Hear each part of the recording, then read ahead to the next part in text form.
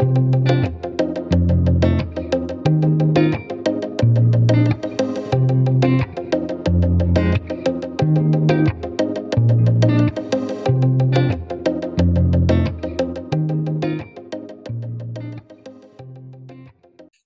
welcome everyone. Absolutely delighted that you're able to join us today for our Future Anything live learning session. So we host these sessions pretty much every month, and they're really designed as professional learning opportunities to inspire you as educators to really discuss and explore ideas around innovations in education.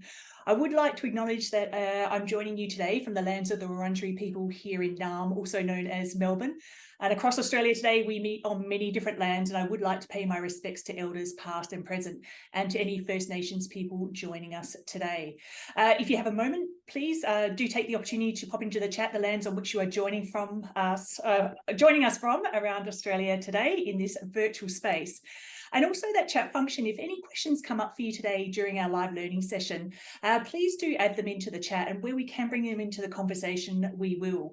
We'll be online here for about 45 minutes. This session is being recorded, so if you've got staff members that are frantically kind of panicking that they've missed out on this amazing session that we're doing today, do not panic. We'll make the recording available to watch later on our website. So today is a really special live learning session. We're actually zooming into Cambodia, where we're talking to Dom Sharp, who is the country director at Liger Leadership Academy. We're also very fortunate that we've got some students on the call today, and I'll leave Dom to introduce those when he jumps on in just a moment. Now, I love conversations with Dom, and I'm sure you'll agree when you walk out of this conversation in about 43 minutes from now, you'll have that same sense of Dom being a true advocate for disruptive schooling. And with disruption sometimes comes a bit of discomfort. And through the work at Liger Leadership Academy, Dom is really working closely with students to close that gap between what is being taught and what the real world needs. So Liger Leadership Academy as a school is truly a unique place. It really embodies design thinking, encouraging students to really think deeply, brainstorm ideas, and plan and implement solutions to real-world problems. Liger learners are taught to become change agents, and that is really seeking real-world problems and creating real-world solutions. And hopefully today you'll get to ask a few of these students some of these questions around this, and we'll get to share in their journey at Liger Leadership Academy. But really, enough from me. You're here to hear from Dom and the students at Liger, so it's time for me to hand over. Absolutely, Dom, a huge thank you. We're thrilled that you're able to find time in your very busy schedule. I know you've just flown back to Cambodia, and to be able to join us today. And to start our conversation, this question we ask a lot of our guests, if you could possibly just start by telling us a little bit about who you are and your journey in education and how you came to be here in Cambodia. Thanks, Dom. Over to you. All right, thanks, Jen, and welcome to everybody there. Thank you for joining.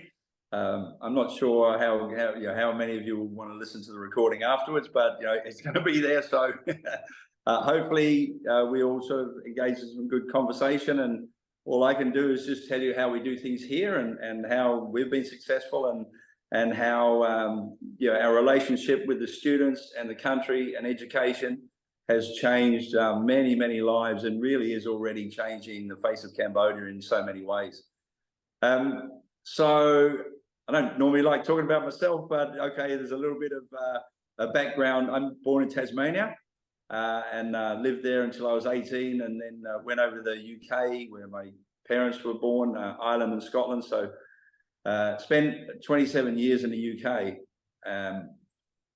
I have one birth child, and we couldn't have any more children. And then both my wife is London born, and we came to a conclusion after a long time that we wanted to adopt. We didn't want to have just a single child. So for lots of reasons and no reasons, we landed on Cambodia. And I studied Cambodia at school, and so I was familiar with its war-torn past and its history.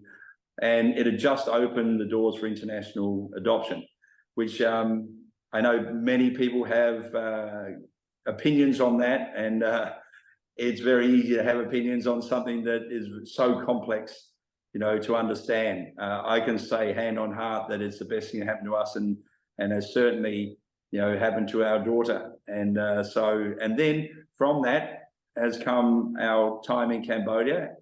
after we adopted our daughter, I came over here to Cambodia first, you know, when we first started going through the process, and I went back and said to my wife, this is not about taking one child out of that country. That country needs some heavy lifting. And so we have to stay involved. We have to do something. And she was like, well, let's just get through this first. that took 2.5 years, and a lot of heartache and ups and downs and a real roller coaster. But our determination was to keep our daughter involved and accessible to Cambodia, and for us as well to understand, you know, where she had come from and the gift that we had been given by this country. So we started our own charity with another adoptive set of parents in the UK, and that's called the Cambodian Children's Charity, Cam Kids. That's still running now, and we have built a school, a primary school that goes kindergarten through grade 6, about 2.5 hours out of Phnom Penh, where we are now, right out in the provinces where there was nobody. There was no water, there was no electricity, there was no education. And through running our Cam Kids for several years, we just realized that, as in life, everything is multifaceted. So we call our project MEND, which is medical, education, nutrition, and development. With those 4 pillars, I believe that we can change a society with, you know, enduring change. So we've been really successful down there, and actually, really, the tie-in between Liger and Cam Kids has been incredible, because we came here to have a family gap year on our way to Australia. We were going to have one family gap year to consolidate our Cam Kids projects and to take our foot off the pedal a little bit. Well, that just didn't happen. So 14 years later, both of our children are in Melbourne. Neither my wife or myself have made it there yet. So we are still here. We ran out of money in the first 6 months and realized we'd sort of underestimated what we'd taken on. And that's when Cambodia opened its arms, and Liger had just bought the property to build a school. And I met with the founder, and their idea of investing in the right few for the good of the many, I'd never heard in terms of an NGO, a foundation, and through education. It wasn't about trying to create a new model of education. It was about trying to lessen a country's dependence on international aid. And to do that, you have to develop the HR within your country. Education obviously is the best way to do that. So education became the tool. And then what sort of education? Well, for me, I said from the beginning, if you want to change your country, you have to understand your country. And to understand your country, you need to experience your country. So that's why we said about the path of experiential project-based learning. You know, we all know that we have a saying, you know, it's like riding a bike. You know, you never forget. So I can give you 100 books on how to ride a bike, and you can learn about the equilibrium needed and the, you know, the kinetic energy necessary to overcome the gravitational pull. And so, you know, and you read 100 books, you go, I'm an expert on riding a bike. You get on a bike, you're going to fall off. You have to get on the bike. You have to have the training wheels. And then when you're wobbling a bit and then the training wheels come off and then you're riding a bike, you're never going to forget that. So for me, that's the same as what experiential project-based learning is. When people say to me, why experiential project-based learning, that's sort of my go-to, you know? So that's how I got into here. Why I was taken on as a consultant. So I sort of project managed the first build. And then because of my connections with Cam Kids, they asked me to stay on as deputy director. And then within the first 6 months, they asked me to take over as director, because what they needed here with this vision was not necessarily an institutionalized, trained educator who was sort of doing what they'd been trained to do. They needed a crazy person who had worked for themselves their whole life and said, that's not real life. We need to make this real. And so, you know, everyone says failure is good, but what they never tell you is it doesn't feel good. So understanding, and our students understanding, yeah, failure and doesn't feel good, but you will learn from it, or that's the best opportunity to learn. And the way that I always look at that is like, I'm very upfront and telling them where my failings are, and I've failed and I got that wrong, guys, and you're not very happy with me, you know, but I'll learn from that. It doesn't feel good for you. It doesn't feel good for me, but I will learn, and hopefully I'll be better and I'll make a better decision next time. So I think that's my whole thing about philosophy about education, is keeping it relevant and real. And that's the only way you can get children interested in learning, is to make learning interesting. It's not rocket science, you know. But if you do that, you make it relevant and real, they want to be there, they want to learn. And the second thing for me is I have something that I always say that I always try and live by, in terms of leadership. And what I tell them is leadership is standing up when you know you have to, and then sitting down when you know you can. Let other people go. And so today's talk, you'll see me sitting down a lot and handing over to the students because I know I can. So, I think that sort of connection and that sort of real life education has had a huge influence on the students who are here. And you'll listen to them and you'll hear the projects they've been doing. And hopefully you'll understand a lot more. Rather than me tell you about what they've done, they will tell you. Beautiful, Dom. That is such a rich introduction. I want to just jump on one point you talked about around the founders identifying investing in a few for the majority. I'm sorry, I paraphrased that. It's not exactly as you said it, but maybe I could delve in a little bit more deeply into that part of investing in the few. Because how do students come to Liger Leadership Academy? And might be yourself, or maybe you could introduce our student next to us here and tell us a little bit about a story. That'd be great. Yeah, absolutely. I'll start and then I'll have, this is, by the way, very rude of me. This is Success. He is one of our recent graduates, graduated in June this year.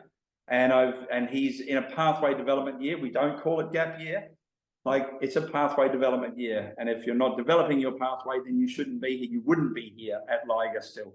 But Success is helping us with teaching our students here and also developing his pathway. And he can tell you what that is in a moment, and he can tell you about the recruitment. Now, the recruitment has had 3 iterations. We started the first one and we really didn't know who we were looking for and how we were going to do it, but we did that in like 4 months. We found 50 students and we brought them in, and so all the early successes were on the back of that. Then we really developed the recruitment process for cohort 2, and that was done almost over a 2-year period, not full time, but almost over that. And then when it came to cohort 3, who joined us in January this year, I rewrote the whole recruitment process in terms of how we could do it. And in 5 months, we've been around. There are 25 provinces in Cambodia. We have 24 provinces represented now out of 60 students, which is really incredible. So on a very quick basis, what we do is we go out to each province. We have the provincial head selects 5 schools, 12 kids from each school. They sit an academic test. None of this is in English. An academic test in science, math, reading, writing. If you have not got a decent grasp of your own language and understanding by the time you're 11, 12, to get you to academic level in another language in 6 years is just going to be too much of a stretch. So once we have that first cut, then the rest of the day is, they think games. So they're leadership games where we have rubrics and we're judging them on their collaboration network, their leadership skills. We have a whole network on that. Then every student has an interview with our head of recruitment, Cambodian, and in Khmer, in Cambodian language. That is videoed, and I had that sent, then that is sent via Telegram to Liger here, where I have 3 more Cambodians assess themselves, or with a rubric that I've supplied for them, assess each interview of each student. The ones who are successful from there, we bring them down to Liger with their parents for a day, so their parents can see who we are and what we do. And in the interim, once they go home, they have about 2 months to think of a project. They've never done project-based learning. Find a problem or something that's not working as well as you think it could in your village, in your town, in your city, wherever you're from, and you're going to come down and present it to us in a couple of months. So then I break all these guys. All of our current students are also part of the selection process. So who knows better than them what it's like at government school and where they come from and what these kids are walking into.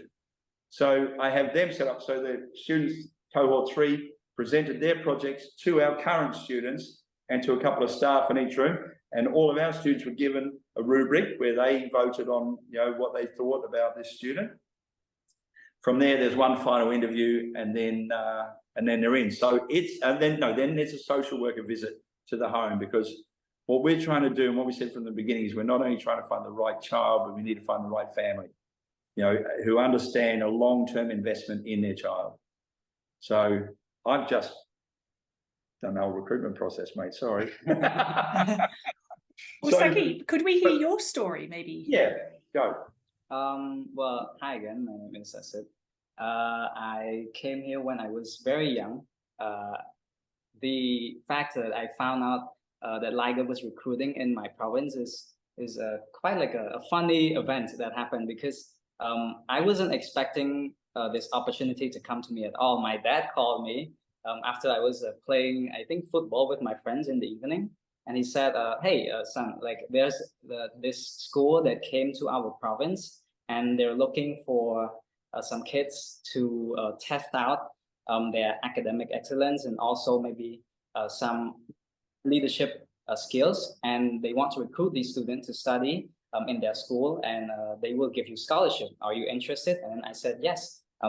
Even though I was quite young and I did not know anything about that place, I just said, hey, let's just try it out. And luckily, I got through it, and here I am as a Liger Leadership Academy alumni. And if you think back to your first 6 months, maybe your first year at Liger Leadership Academy, what were some of the differences between what you're experiencing at Liger and what you were experiencing at your old school? I think the main difference that the main difference between Liger and the school that I used to learn is the opportunity that they give you. When I was in my 5th grade, I did not know anything about Cambodia, very little knowledge about the world, any social issue. I wasn't aware of any of that. I had very little leadership qualities. I wasn't aware of what it is to make a change, what impact is. But when I came to Liger, I was exposed to experiential learning, what we call project-based learning. And through that, they turn students from everywhere into change agents. And that's what is so special about Liger, is that they can, as long as you are a person with passion and desire to make change in your country, Liger will give the opportunity for you to learn and implement the solutions that you want to see in your community and make the world a better place. Wonderful. Is there one project that you are most proud of, or one project that you really enjoyed finding a solution for? I think one of the projects that I helped work on is called Engineering for Girls. And I was actually one of the volunteers for the project.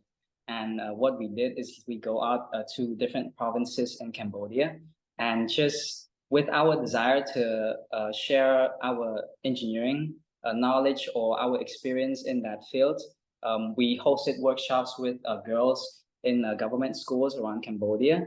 And we did some really fun lessons and final projects with them, and we got them to be interested in engineering. A lot of them said they never thought they liked engineering, but then after that, they said, oh yeah, this could be something that I might do and I might pursue in the future. And so one of the main highlights of that project is being able to see that the work that you're doing with the people in your community is making them happy and actually helping them in a way. And that is really something that also makes us happy and make us really proud of Liger and the student that we have. Thank you so much for sharing.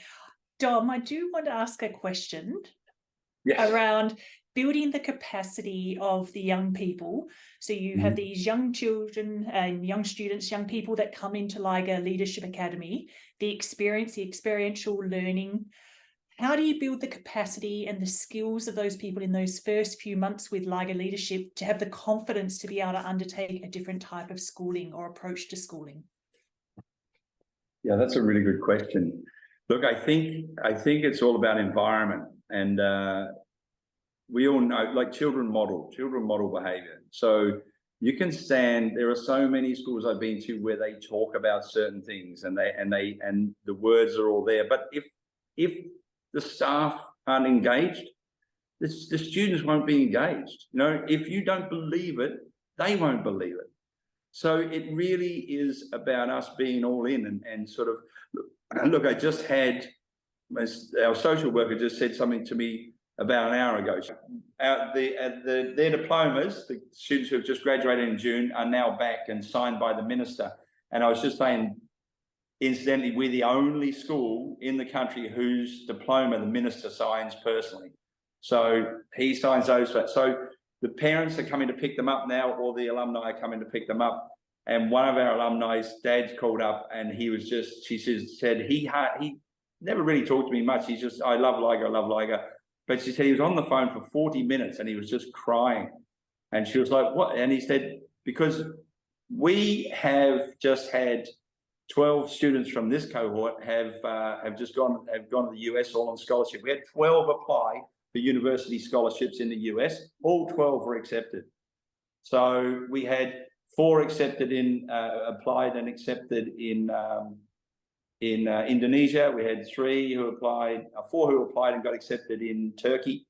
And I went to see every one of them off at the airport just to make sure, to get them through checking, because for many of them, it was the first time they've been on a plane. So I was there to check them in. And this young lad, he, by the way, from very sort of vulnerable family and area, and he is now at the University of Toronto. He just won the something Pearson Scholarship. I wish I could remember the whole thing. It's the Pearson Scholarship. There are only 39 given globally. He's the first Cambodian ever to receive it. And we got there and they'd messed up his plane booking and he couldn't get on. So I was just running around, don't get him on this, let's do that, let's do that. And the dad was on the phone today and he was just crying and saying to our social worker, I knew Liger was great, I knew Liger was always there, but I was at the airport, I was his dad and I had no idea what to do. And he's going, there's Liger. There's Dom just running around here, and just got it sorted. He said, I just can't believe it. All I can tell people is this saved, this gave my son and our whole family and community an opportunity that we never ever thought would be open for us. So I think those getting people engaged. One of the best things as well is our core values. We don't have many rules written up, but what we do have is our core values, and they're in a very prominent place in photo frames on the staircase when you come into the main atrium. Now, I wish I could have said that I was smart enough to know what impact that was going to have when I did it, but I didn't. I just thought it was a cool idea. I thought what I did think was every school that my kids had been to, you walk in and you see whatever they call them, the core values or whatever it needs to be, and there's a photo on a banner, and you think that's lovely, and then you see another one a week later that you hadn't noticed, but then 3 weeks, 4 weeks later, they're there, nobody looks at them again, they're done. Here, what I said was they're going to be in photo frames, and at least one has to change every week, right? If we've got 150 people here and we can't find one person who's demonstrating one core value, then we're all doing something wrong. So we don't do one every day, we don't do 6 every week, but one. Come on, guys, somebody has to have done something that we can say is a core value this week. And what happens is on Friday, that gets announced. The core value from last week comes down, and I throw it to whoever core value it was. They get to keep it. And right up to 7 years of being here, they are still cheering and slapping each other on the back and jumping around if they get a core value. Now, the upside, the real side of that is, for 7 years, every week, these guys have not only heard this word as a core value, they've heard real demonstrations of why somebody's received that core value. And if you talk to cohort 1, which they did just before they were graduating, and if you talk to these guys a year from now and you say, what about the core values? They go, we don't think about the core values anymore. They're just part of us. So when you start that from day one, and from day one, when the students come here, we're going, okay, you're not here to pass grade 7 and get into grade 8. You're here to realize you're part of something bigger and that you have a say in what's going on in this world. And you're here to learn how to become a leader. And that's going to take time, but it starts today. And so that's when you realize, and the kids are like, oh, I don't go to school in grade 6 to go to grade 7 or grade 7 to go to grade 8. I'm here, Success said it, to become a change agent, to have a positive impact on my country. That's what they are told when they first get here. That's what they start living when they first get here. And so that just becomes part of who they are. So I think that's how we do it. If you ask kids around the world, why do you go to school? they'll go, oh, I go to learn. Okay, that's cool. But if you ask a Liger student, why do you go to Liger? It's like, I go to Liger to think. Yeah. There's a difference. And the more you think, the more you're going to learn. The more you think, the better your questions, the more complex your questions are going to become, the more you are going to learn, and the more you're going to want to learn. I think that's it, that original piece that we said at the beginning here of actually handing over students the permission piece to really look at what are the problems that they identify either in their village, in your province, in your country, or maybe even on a global scale. What are the problems you identify and what is the solution you have to that problem? And that one's come through very strongly. And I'm wondering if we unpack that a little bit more, if we could go for a little bit of a walk through and have a look at the campus. I think we're sitting in a residential dorm at the moment. Is this correct? Is that So I'll let Sexette explain to you about this. Just on that, Jen, you know, like one of the important things for us is you're going to hear some, you know, some success stories of the impact projects and this, but not every project reaches its goal. That's not the point. It's process over product, always. You get some great products, but it's process over product. You've got to learn where to start. You've got to learn how to iterate. You've got to learn how to redesign and rethink. And then you've got to learn why you didn't get to where you wanted to get to, you know? So for me, it's always been process over product here. But if you have that, the products will come, you know? Absolutely. Now, I've got to remind me at the end, Dom, I do want to go for a walk, but I do want to as well come back to a question around building community with the families that support the young people that come to Liger. I think there's an important one there to talk to as well. So we'll come back to that question. But I'm going to hand over to our tour guide here. If we could have a look at the residential dorms. You can explain to them where we are, mate. Just spin that. Wait a minute. Spin it around so I can show you. I'll hold it and you can explain, right? I'm the cameraman now. Okay. I hope you can see the environment around here. We are right now at one of the apartments in the senior campus. We have 8 of the apartments. They're all very close to each other. And each of the apartments can house up to 8 of our students. Where we're standing right now is the living room with the couch, the table, as well as back there, the kitchen. One of the cool things that we get to do at the senior campus is that we get to cook our own food. And it's a really new thing for us when we first came to the senior campus because we had no idea how to cook. But one of our facilitator, Matt, taught us, each one of us, how to cook. And just by around like a few months, we were able to cook some of the foods for ourselves. And basically every week we would order like ingredients for the food that we will cook that week. And then after cooking, we would just eat with each other and like enjoy the time that we have here.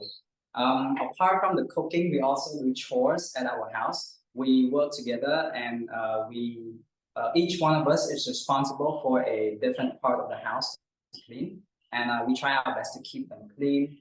I think one of the one of the valuable thing of staying at the senior campus is that you become more mature because you get to do all these things that you wouldn't have done at this age. And it also gives you a sense of community because of how close you get to be with your housemate.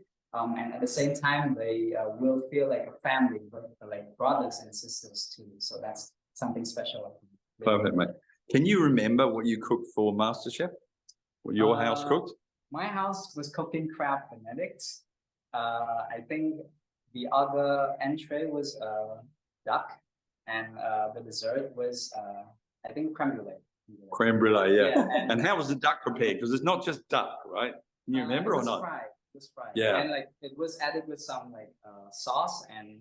Yeah, I don't remember the name of the sauce. It was I think Faman had highlighted it as one of the best entree out of all the dishes that was made here at the senior campus. And I was proud of my housemate. Yeah, it's brilliant. Oh, wonderful. Should we go for a wander outside and have a look at the campus? I'll take that back to you, mate. Now, one of the other reasons for them living independently as seniors, they're moving over here when they're 15, right? 15, 16, 17, or 16, 17, 18. They did 3 years here badly, and a lot of damage to the property.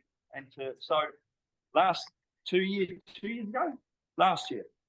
One of our Cambodian facilitators came to me and said, Dom, the kids aren't doing enough engineering. I'm not an engineer, but I want to teach, is there something we can do? And I said, yeah, we get flooded. You guys are now have to come up with an engineering idea that's going to have flood protection for the campus. So although there's a lot of water here now, if we didn't have this flood protection in now, we would have had to close this year. There's been so much water. It's been incredible. So I think hopefully KP, one of the girls who was in that engineering group, is going to be round the corner here, and she can explain a little bit to you as well. Sorry, Dom, just to clarify, that was a student project. So that problem was put out to students to come up with the solutions during the rainy season, yes? Absolutely, a real problem that was costing us money. And again, as I say, we would have closed this year if we didn't have this system in place. So yeah, this is a student-run project. Amazing. Except we're the facilitator, but a facilitator who knew nothing about engineering. So that's one of the big things. Even if a facilitator comes up with a project and they're an expert in there, we don't always it's not always best to have an expert teach, because they will tell you what you're doing wrong instead of finding out what you're all doing wrong as you do it. Yeah. So it's in many ways, I mean, I wouldn't want to have someone do brain surgery on me if they weren't trained, but engineering, to learn that with the students, I think was very, very powerful, not just for the students, but for the facilitator as well, for the teacher as well. Here we are. Here's KP. KP. So, you want to just introduce yourself? And hello, KP. Okay. Hi, I'm KP, and this year I start apply to university in Japan, which I hope to major in agriculture science. And I love environment. Dom have mentioned our campus is suffer with flooding during the rainy season, and when one of our facilitators saw that, he wanted to help, and he's not an engineer, which is but he wanted to do this project because he wanted to bring these engineer topics to the students, or to introduce the student to this new idea, and also maybe spark some new student interest, who's known. And as you can see here behind us, this is a reservoir that I've built in Liger, and we choose this place specifically because in this campus it suffer the most during the rainy season. And as you can see, the shape is not just a random shape; it is designed to fit the space specifically. And so this space, I have drawn pictures here. Okay. So if we were to design it like a normal space, normal reservoir, which is a square or rectangle, it would be so close to the construction under the building, and it would disrupt the construction. But if we do it in oval shape like this, as you can see, it's farther away from the construction, which minimize the risk of damaging the structure under the building. So yeah, it's just not a random shape. We actually designed it. And what I just explained is what we learn in the classroom, which is that we define the problem, we find the solution, and we design the space to fit we design the reservoir to fit the space. And after that, we'll go see the site where we gonna plan to build our reservoir, and we'll see if our calculation or design is right. And if it's not, we'll just go back to the classroom and design it again. We'll learn from our mistake and we'll do it again. And you reached out to many sort of specialists, experts, right? Yeah. We reach out to a lot of experts on this field to learn more on how to build reservoir, and to see, like, if we choose this space, how can we be aware of the building next to it? So like, yeah, we learn a lot from the experts. Thank you, KP. I just want KP, if it's okay, just to mention quickly, if you can, about her impact project, which is at the end in their graduating year. They've done explorations projects all their whole time at Liger, but in their final year, they have to do an impact project themselves. So they are the single stakeholder. They need to network and build a team that people can come in and help them throughout their process, but it's up to them to do it. And the idea is that their product has to have some sort of sustainability beyond the exhibition date. So KP, you want to tell them quickly about what your project was? So I worked on a project on battery-based problem, in which I saw many Cambodian Cambodian people, they don't know where to dispose of their dead battery. So they just dispose it in normal trash, which can end up in landfill, and it could contaminate the soil and potentially bring risk to human health. So I did research on Cambodia if there is any action toward the problem yet, and I found out that the Ministry of Environment had installed disposal bins around Phnom Penh, which people can dispose their dead battery, and they will come to collect the battery when it's full. And I thought, maybe I can reach out to the ministry to learn more about their project. And I found out that all this battery waste that they collect, they have no solution to it yet. And I thought maybe I can help with that. So I for my project, I try to find solution to those battery waste, in which I found a really cool solution. And it is a technology that it can recycle the battery waste. And I did reach out to the company in Canada to learn more about their technology, and also to ask them maybe we can buy the machine and bring the technology to Cambodia, which is really good, because if we have the technology, we can help solve the battery waste that we have. So after learning about all of this, I got the information. I write a solution proposal and proposed to the Ministry of Environment, in which they replied back to me, and they thought it's a cool ideas, and they are right now working to find fund for the technology because it's quite expensive. And yeah, I did contact with Mr. Laska, who worked in the hazardous department that I work closely with during my impact project, and he said that right now they still try to find fund, and he also used my proposal to propose to other organizations to see maybe they can collaborate and help to purchase the machine. Yeah, you're going on.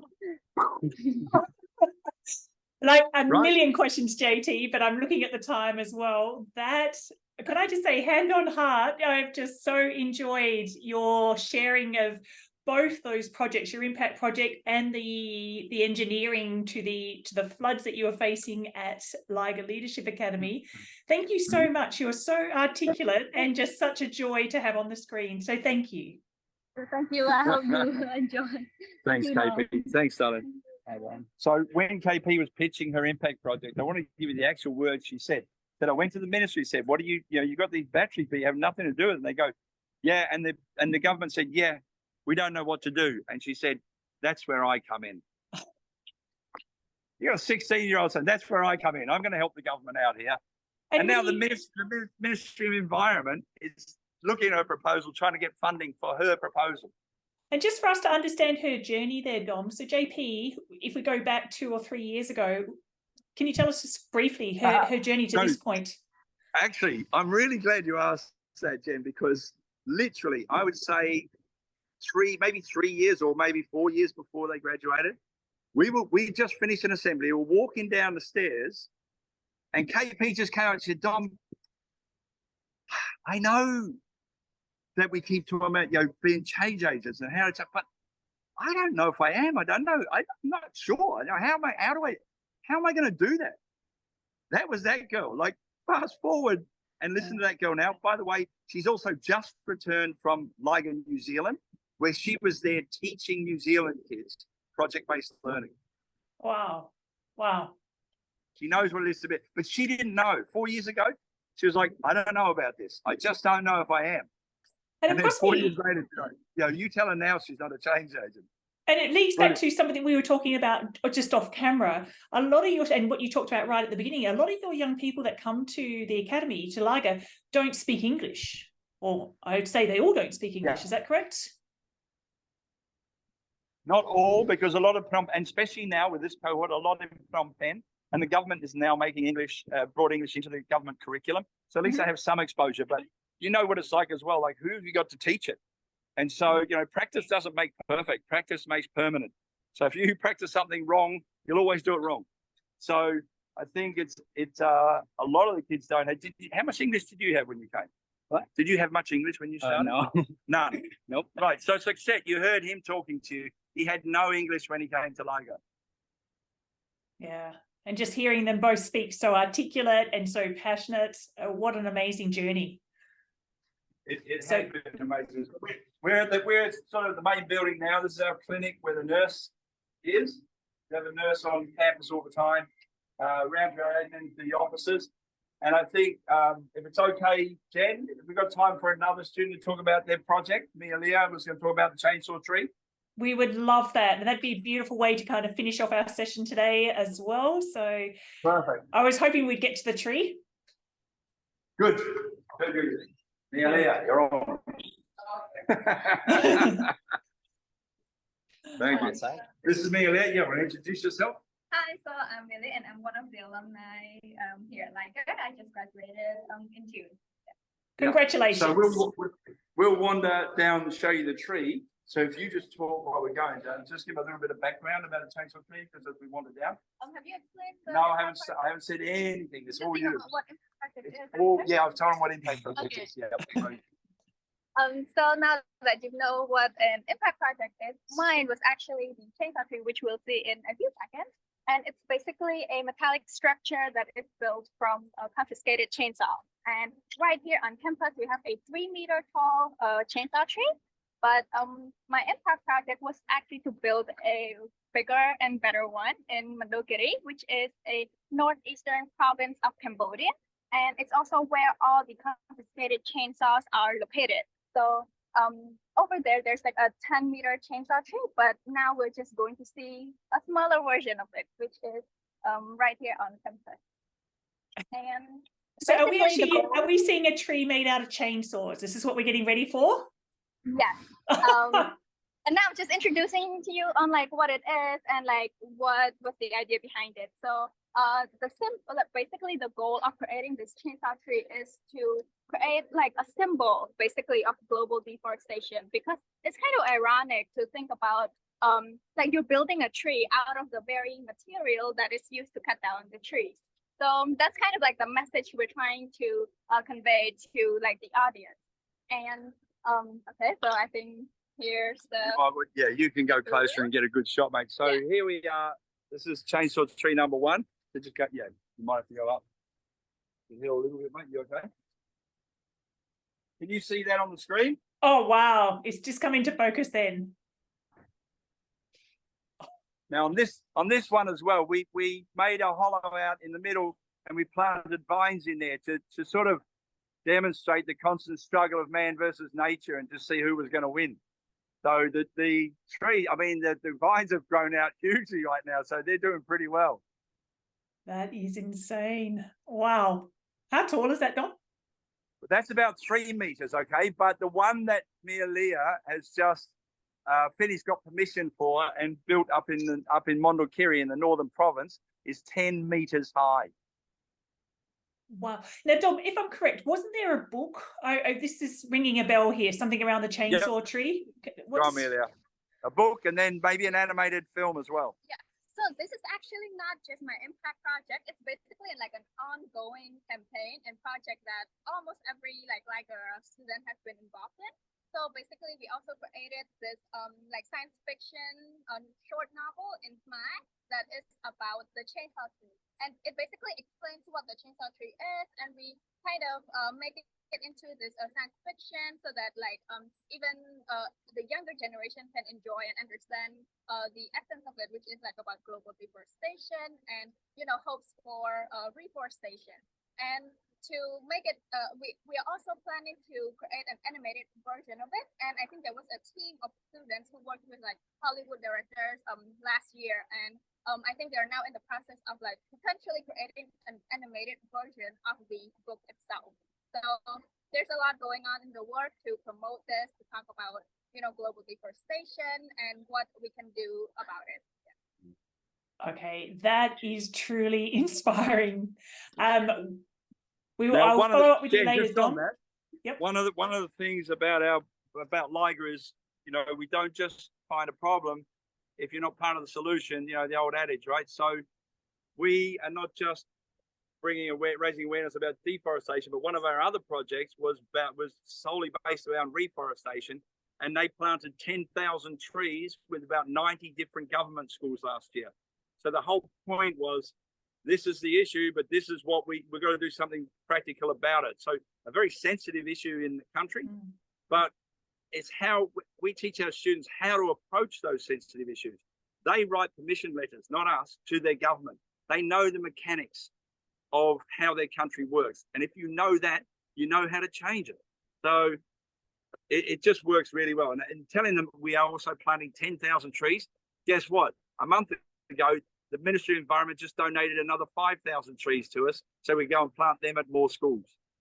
Well, Dom, I think I always get to a point where I'm just like lost for words, but then also have so many questions kind of in the background as well. And I'm just conscious of the time. I know that you have to jump to another call as well. Dom, I'm hoping that maybe we can continue part 2 of this conversation next year in the early part, and because there's so much here to share and so much to inspire educators. But no, I'm not going to go. I do have another question, but I think it would take us down a whole other path. So I think this is a lovely point to kind of finish the conversation on, and to finish with one of our students there sharing the chainsaw tree. If there isn't a way that we can get a link to where we can have a look at the book, or maybe order the book, that would be amazing. I'll follow up with you offline. And but Dom, to you and to all of the students today, thank you so much just for this time, and just to expand our thought around what is possible in education and where we can push at the edges there to kind of challenge some of those ideas around education, as you say, disrupting at the edges there, or disrupting education. It's an absolute pleasure, Jen. I mean, you can see from me, from the guys, I mean, it's fun. We love it. We love being here. We love what we do. That's what it should be about. Absolutely. This kind of human-centered education, place where rich in fulfillment, joy, and as you've talked about today, a place of true belonging and community. Absolutely. Thank you for giving me the opportunity. And yeah, I'd love to carry on with part 2 if you have me back. Let's do it. 2024 part 2 Liger Leadership Academy. Thank you so much, and thank you to everyone that joined us today. It has been an absolute pleasure walking away from here feeling truly inspired. Dom, you're a gem. Thank you.